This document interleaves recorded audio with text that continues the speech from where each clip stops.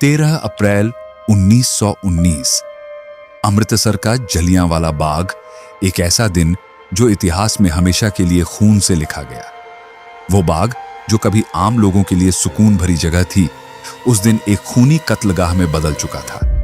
हजारों मासूम लोग, बूढ़े, बच्चे और औरतें अपनी आवाज सरकार तक पहुंचाने के लिए वहां इकट्ठा हुए थे, लेकिन उन्हें क्या पता था कि उनके लिए यह जगह कब्रिस्तान बन जाएगी। जनरल डायर, एक नाम जो भारत के इतिहास में हमेशा नफरत से याद किया जाएगा। उसने बिना किसी चेतावनी के, बिना किसी रहम के निर्दोष लोगों पर गोलियां चलवानी शुरू कर दी। कोई बचने के लिए इधर उधर भागा, कोई अपनों को ढूंढने लगा, लेकिन चारों तरफ से बाग के दरवाजे बंद कर दिए गए थे। गोलियों की आवाज में चीखें दब गईं, जमीन लहू से भीग गई, और जब बंदूकें शांत हुईं, तब तक हजारों लाशें बिछ चुकी थीं। वो लोग मर चुके थे, लेकिन उनकी शहादत ने न सिर्फ हिंदुस्तान को हिला दिया, बल्कि दुनिया को दिखा दिया कि गोरे अंग्रेजों की असली सच्चाई क्या थी। इस बर्बरता का बदला लेने की आग हर देशभक्त के दिल में जल उठी, लेकिन एक शख्स ने इसे अपने जीवन का मकसद बना लिया, ऊधम सिंह। सालों बाद ऊधम सिंह ने इंग्लैंड जाकर उस आदमी को गोली मारी जिसे पूरी दुनिया इस नरसंहार का दोषी मानती थी। लेकिन एक सवाल आज भी हवा में तैरता है, क्या सच में ऊधम सिंह ने सही इंसान को मारा? क्या जिसे मारा गया वही असली गुनहगार था, या फिर इस हत्याकांड की असली कहानी अब तक छुपी हुई है? आज के वीडियो में हम जानेंगे जलियांवाला बाग के उस खौफनाक सच को जो किताबों में दबा दिया गया। तो वीडियो को आखिर तक जरूर देखिए, क्योंकि यह आजादी जितनी आसान लगती है उतनी थी नहीं, यह खून से खरीदी गई थी। साल 1919। हिंदुस्तान में आजादी की आग धधक रही थी, लेकिन अंग्रेज अपनी पकड़ ढीली करने के बजाय और भी जुल्म ढा रहे थे। तभी एक नया कानून आया, रोलेट एक्ट। नाम भले ही कानून का था, लेकिन असल में यह हिंदुस्तानियों की आजादी पर ताला लगाने वाला हथियार था। यह कानून अंग्रेजों को खुली छूट देता था कि वे बिना किसी मुकदमे, बिना किसी सबूत के जब चाहें किसी भी भारतीय को गिरफ्तार कर सकते थे। यानी ना कोई सुनवाई, ना कोई सफाई, बस सीधा जेल। जैसे ही यह कानून पास हुआ, पूरे देश में गुस्से की लहर दौड़ गई। महात्मा गांधी से लेकर आम जनता तक हर कोई इसके खिलाफ आवाज उठाने लगा। अमृतसर में भी विरोध शुरू हुआ, लेकिन 10 अप्रैल को अंग्रेजों ने बर्बरता की सारी हदें पार कर दी। सैफुद्दीन किचलू और डॉ सत्यपाल, दो ऐसे नेता जो लोगों को अहिंसात्मक तरीके से विरोध के लिए जागरूक कर रहे थे, उन्हें अचानक गिरफ्तार कर लिया गया। इस गिरफ्तारी ने लोगों के दिलों में सुलग रही चिंगारी को भड़का दिया। अमृतसर की गलियों में आक्रोश फैलने लगा। लोगों ने फैसला किया कि 13 अप्रैल को जलियांवाला बाग में इकट्ठा होकर अंग्रेजों के खिलाफ अपनी आवाज बुलंद करेंगे। वो दिन पंजाब के लिए वैसे भी खास था, बैसाखी का दिन। दूर दूर से लोग अमृतसर आए थे, कोई अपने रिश्तेदारों से मिलने, तो कोई मेले का आनंद लेने। लेकिन किसी को नहीं पता था कि यह दिन उनकी जिंदगी का आखिरी दिन साबित होने वाला है। इधर जलियांवाला बाग में सभा की तैयारी चल रही थी, उधर जनरल डायर अपने घिनौने प्लान को अमल में लाने में जुटा था। उसे यह गवारा नहीं था कि हिंदुस्तानी उसके बनाए कानून के खिलाफ खड़े हों।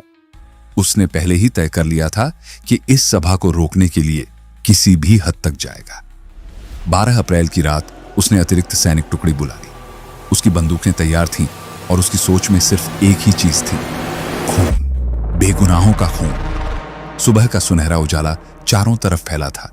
पंजाब की मिट्टी में बैसाखी की खुशबू घुली थी। हर तरफ उल्लास था, हंसी खुशी का माहौल था। बच्चे दौड़ रहे थे, मेले की रौनक अपने चरम पर थी और लोग अपनों से मिल रहे थे। लेकिन जलियांवाला बाग में इकट्ठा हो रही भीड़ की वजह कुछ और थी। एक शांतिपूर्ण सभा, एक विरोध, एक उम्मीद कि उनकी आवाज सुनी जाएगी। करीब 25,000 लोग वहां जमा हो चुके थे। कोई भाषण दे रहा था, कोई चुपचाप सुन रहा था, और किसी को अंदाजा भी नहीं था कि अगले कुछ पलों में यह जगह मौत के कुएं में बदलने वाली है। इधर शहर के एक कोने में जनरल डायर अपनी खूंखार आंखों से जलियांवाला बाग की ओर देख रहा था। उसने अपनी सेना को तैयार किया, अपनी बंदूकों को चेक किया और एक ठंडी मुस्कान के साथ कदम बढ़ा दिए। आज हम इन्हें सबक सिखाएंगे, उसने अपने सैनिकों से कहा। वो पूरी तैयारी के साथ निकला था। उसकी जहन में कोई संदेह नहीं था। आज खून बहेगा, बहुत सारा खून। बाग में एक ही संकरा रास्ता था, वही एकमात्र दरवाजा जिससे लोग अंदर आए थे। डायर ने आते ही अपने सैनिकों को इशारा किया और उस दरवाजे पर तैनात कर दिया। कोई बाहर ना निकल पाए, उसका आदेश था। भीड़ अब भी बेखबर थी। किसी को अंदाजा भी नहीं था कि मौत उनके सिर पर मंडरा रही है। फिर अचानक फायर, एक भयंकर आवाज गूंजी और उसके साथ ही गोलियों की बरसात शुरू हो गई। बिना चेतावनी, बिना कोई पूर्व सूचना, सीधे कत्लेआम। चारों तरफ चीख पुकार मची थी। जमीन खून से सन चुकी थी और आसमान में सिर्फ गोलियों की गूंज सुनाई दे रही थी। जनरल डायर के इशारे पर जवानों ने बिना रुके गोलियां बरसानी शुरू कर दी। सिर्फ 10 मिनट, लेकिन उन 10 मिनटों ने हजारों जिंदगियां छीन ली। 16 राउंड की फायरिंग बिना 1 सेकंड की देरी के। कोई नहीं बचेगा। डायर के सैनिकों की आंखों में दया का नामो निशान नहीं था। बंदूकें तब तक गरजती रहीं जब तक उनमें आखिरी गोली बाकी थी। चारों तरफ भगदड़ मची थी। लोग इधर उधर भाग रहे थे, लेकिन जाने का कोई रास्ता नहीं था। कुछ माओं ने अपने बच्चों को गोद में उठा लिया। शायद सोच रही थीं कि मासूम बच्चों को देख सैनिकों का दिल पिघल जाएगा, लेकिन नहीं, बंदूकें रुकी नहीं।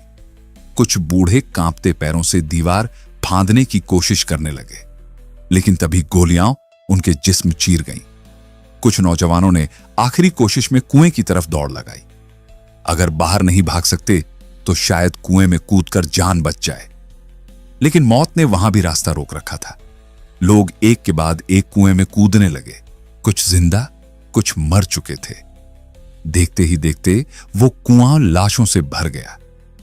जब नरसंहार थमा और लोग वहां पहुंचे तो कुएं में से 120 लाशें निकाली गईं। पानी नहीं, सिर्फ खून। इसलिए आज भी उसे खूनी कुआं कहा जाता है। सैनिकों की बंदूकें आखिरकार शांत हुईं, लेकिन दीवारों पर छूटे गोलियों के निशान कभी मिटने वाले नहीं थे। आज भी जलियांवाला बाग की दीवारें उन गोलियों की कहानियां कहती हैं। कहानियां उन बेगुनाहों की जो सिर्फ अपनी आजादी की बात कहने आए थे और जिनकी आवाज गोलियों की गड़गड़ाहट में हमेशा के लिए दबा दी गई। 10 मिनट की अंधाधुंध फायरिंग के बाद जब गोलियों की आवाज थमी, तब जलियांवाला बाग मौत के सन्नाटे में डूब चुका था। हर तरफ लाशें बिछी थीं, घायल कराह रहे थे और चारों ओर खून ही खून था। लेकिन जनरल डायर, वो तो इस खूनी खेल के बाद राक्षसों की तरह हंसता हुआ बाहर निकल गया। यह हुकूमत का असली स्वाद है। उसकी आंखों में दहशत नहीं, बल्कि विजय का अहंकार था। वो सिर्फ जलियांवाला बाग तक ही नहीं रुका। अमृतसर की सड़कों पर जो भी भारतीय उसे दिखता, वो उसकी बंदूक का अगला निशाना बन जाता। अंग्रेज सैनिकों ने बेगुनाहों को अपनी तोपों के पीछे रस्सियों से बांध दिया और सड़कों पर घसीटते हुए ले गए, मानो वो इंसान नहीं, सिर्फ मांस के लोथड़े हों। इसके बाद अंग्रेज सरकार ने अपने आधिकारिक आंकड़े जारी किए। 349 मौतें, बस 349। लेकिन जो वहां थे, जो अपनों को खो चुके थे, वो जानते थे कि हकीकत में मरने वालों की संख्या हजारों में थी। पूरा देश हिल गया। हर तरफ इस नरसंहार की निंदा होने लगी। इस घटना की जांच के लिए अंग्रेजों ने लेफ्टिनेंट माइकल ओडवायर को जिम्मेदारी सौंपी, और जब जनरल डायर से पूछा गया कि उसने निहत्थी भीड़ पर गोलियां क्यों चलवाईं, तो उसने बेशर्मी से कहा, मजबूरी थी। अगर मैं गोली नहीं चलवाता तो वही भीड़ मुझे मार देती। लेफ्टिनेंट ओडवायर ने सुना, सोचा और फिर अपना फैसला सुनाया। बिल्कुल सही किया डायर, तुमने सिर्फ अपने कर्तव्य का पालन किया, और इस तरह हजारों बेगुनाहों का हत्यारा बिना किसी सजा के खुलेआम घूमता रहा। लेकिन यह कहानी यहीं खत्म नहीं हुई। इस खूनी खेल का एक ऐसा अंत होने वाला था जिसे अंग्रेजों ने कभी सोचा भी नहीं था। जलियांवाला बाग की वो शाम, जब हजारों निहत्थे भारतीयों को गोलियों से छलनी कर दिया गया था, एक युवा क्रांतिकारी के दिल में ऐसी आग जला गई थी जो तब तक बुझने वाली नहीं थी जब तक इंसाफ न मिल जाए। सरदार ऊधम सिंह, वो नौजवान जिसने अपनी आंखों के सामने जलियांवाला बाग में हजारों मासूमों को दम तोड़ते देखा था। वो खुद भी वहां मौजूद थे, लेकिन किस्मत से बच गए, लेकिन एक नए मकसद के साथ, बदला लेने के लिए। उस रात जब जलियांवाला बाग में सिर्फ सिसकियों की गूंज बची थी, जब चारों ओर खून से सनी लाशें पड़ी थीं, जब उन लाशों के बीच बिलखते बच्चे अपनी मरी हुई माओं को हिलाने की नाकाम कोशिश कर रहे थे, तभी ऊधम सिंह ने अपनी मुट्ठी भींच ली थी। उसकी आंखों में आंसू थे, लेकिन साथ ही उनमें एक ऐसी चिंगारी थी जो सालों बाद जलकर एक ज्वाला बनने वाली थी। जलियांवाला बाग हत्याकांड के बाद ब्रिटिश सरकार ने मामले की जांच के नाम पर हंटर कमीशन गठित किया, लेकिन यह महज एक दिखावा था। परिणाम वही निकला जिसकी उम्मीद थी। जनरल डायर निर्दोष घोषित हुआ, बल्कि उसे सम्मानित भी किया गया। पर एक बात जरूर हुई, डायर को ब्रिटेन भेज दिया गया और कहा गया कि वह दोबारा भारत नहीं लौटेगा। लेकिन क्या सिर्फ डायर ही दोषी था? नहीं, डायर तो सिर्फ एक मोहरा था। असली मास्टरमाइंड था माइकल ओडवायर, वही आदमी जिसने पंजाब का गवर्नर रहते हुए इस हत्याकांड को अंजाम देने के लिए डायर को खुली छूट दी थी। ऊधम सिंह को यह समझने में देर नहीं लगी कि अगर किसी से बदला लेना है तो असली निशाना ओडवायर होना चाहिए। बदले की आग लिए ऊधम सिंह ने भारत छोड़ दिया, लेकिन यह सिर्फ एक देश छोड़ने की बात नहीं थी। यह अपने मिशन को पूरा करने के लिए सही वक्त का इंतजार था। वो अफ्रीका गए, फिर अमेरिका, फिर यूरोप। कई सालों तक उन्होंने अलग अलग नामों से खुद को छिपा कर रखा। इस बीच उन्होंने क्रांतिकारी गतिविधियों से जुड़े कई लोगों से मुलाकात की। भगत सिंह से लेकर राजगुरु और सुखदेव तक सभी के साथ उनका गहरा रिश्ता था। भगत सिंह की सोच ने ऊधम सिंह को और भी दृढ़ बना दिया। इनकलाब जिंदाबाद, ये नारा अब उनके जीवन का मंत्र बन चुका था। गरीब घर में जन्मे ऊधम सिंह के लिए इतना बड़ा बदला लेना सिर्फ जोश का खेल नहीं था, बल्कि एक मिशन था। एक ऐसा मिशन जिसमें हर कदम संभल कर रखना था। मिशन लंदन की तैयारी। उनके सिर से मां बाप का साया पहले ही उठ चुका था। अब सिर्फ एक ही मकसद बचा था, माइकल ओडवायर का खात्मा। इस सफर की शुरुआत उन्होंने गदर पार्टी से की। यहीं से उन्होंने क्रांतिकारियों से जुड़कर अपने मिशन की प्लानिंग शुरू की। लेकिन लंदन तक पहुंचना आसान नहीं था। पैसा चाहिए था, पहचान छिपानी थी और सही वक्त का इंतजार करना था। उन्होंने बढ़ई का काम शुरू किया, फिर मजदूरी की और धीरे धीरे पैसे जोड़ने लगे। जब कुछ पैसे इकट्ठे हुए तो वो अमेरिका के लिए रवाना हो गए। वहां कुछ साल काम करने के बाद आखिरकार वो लंदन पहुंच गए। लंदन में उन्हें कोई पहचान न ले, इसके लिए उन्होंने एक होटल में वेटर की नौकरी कर ली। उसी होटल में वो माइकल ओडवायर की हर गतिविधि पर नजर रखते। लेकिन अभी भी उनके पास वो हथियार नहीं था जिससे वो अपने मिशन को पूरा कर सकते। 21 साल का इंतजार और वो दिन। ऊधम सिंह को अपने मिशन को पूरा करने में पूरे 21 साल लग गए, लेकिन उन्होंने कभी हार नहीं मानी। अब वक्त आ गया था। 1940, क्रैक्सटन हॉल, लंदन। यहां ईस्ट इंडिया एसोसिएशन और रॉयल सेंट्रल एशियन सोसाइटी की एक बड़ी बैठक हो रही थी। इसमें ब्रिटिश सरकार के कई बड़े अधिकारी मौजूद थे और सबसे अहम नाम माइकल ओडवायर। ऊधम सिंह ने अपनी पिस्तौल एक किताब के अंदर छिपा ली थी। वो सभागार के अंदर बिल्कुल शांत बैठे रहे, ठीक वैसे ही जैसे कोई आम नागरिक हो। उनके चेहरे पर कोई घबराहट नहीं थी, कोई बेचैनी नहीं। लेकिन जैसे ही सभा खत्म हुई और माइकल ओडवायर खड़ा हुआ, पहली गोली सीधा उसके सीने में धंस गई। दूसरी गोली ने उसे वहीं ढेर कर दिया। इंसाफ का आखिरी अध्याय पूरा हॉल सन्न रह गया था। ब्रिटिश सरकार को यकीन ही नहीं हो रहा था कि उनकी ही धरती पर एक भारतीय ने उनके बड़े अधिकारी को मौत के घाट उतार दिया था।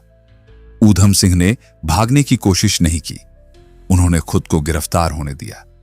कोर्ट में जब उन पर मुकदमा चला तो उनसे पूछा गया, तुमने माइकल ओडवायर को क्यों मारा? ऊधम सिंह ने मुस्कुराते हुए जवाब दिया, यह बदला नहीं था, यह इंसाफ था। उसने हजारों बेगुनाहों को मारा था, मैंने सिर्फ एक को। अगर मुझे मौका मिलता तो मैं और भी दोषियों को खत्म करता।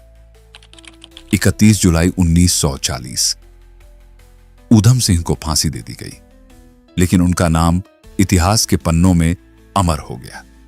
आज भी जब जलियांवाला बाग की मिट्टी को छूते हैं तो वहां सिर्फ उन गोलियों के निशान नहीं मिलते, बल्कि एक क्रांतिकारी की गूंज सुनाई देती है जिसने अपने देश के लिए अपनी जान कुर्बान कर दी।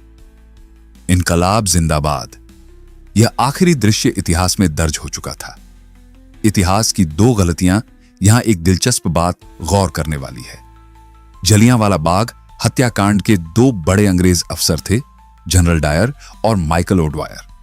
जनरल डायर, जिसने गोली चलाने का आदेश दिया था, वो तो 1927 में बीमारी से मर गया। ओडवायर, जिसने इस नरसंहार को जायज ठहराया था और जनरल डायर को बचाया था, उसे ऊधम सिंह ने मौत की सजा दी। जो भी इस हत्याकांड में शामिल था, उसकी किस्मत में एक न एक दिन मौत लिखी ही थी। आज जब हम खुली हवा में सांस लेते हैं, जब हम अपने अधिकारों की बात करते हैं, तो हमें यह नहीं भूलना चाहिए कि इस आजादी के पीछे हजारों शहीदों का बलिदान है। यह आजादी हमें उपहार में नहीं मिली, हमने इसे खून से सींचकर हासिल किया है। अब यह हमारी जिम्मेदारी है कि इस आजादी की कीमत समझें और इसे हमेशा बनाए रखें। अगर आपको यह कहानी प्रेरित करती है तो इसे ज्यादा से ज्यादा लोगों तक पहुंचाएं। हम फिर मिलेंगे एक नए वीडियो के साथ। जय हिंद, जय भारत, वंदे मातरम।